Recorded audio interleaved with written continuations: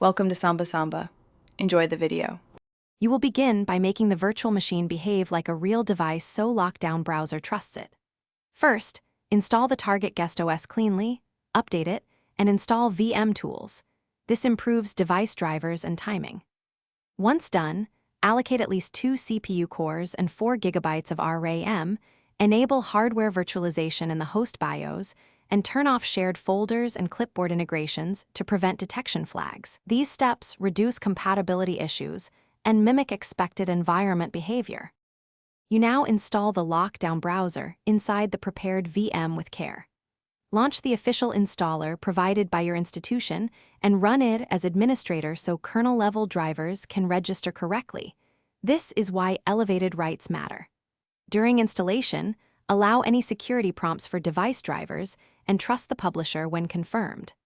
After install, reboot the virtual machine to finalize service registration. Then check the lockdown process and service status to ensure the browser can lock down the session. You finish by validating the setup and preparing for quick fixes. Run a demo exam to confirm cameras, mic, and network behave under Lockdown Browser. This reveals permission or device issues early.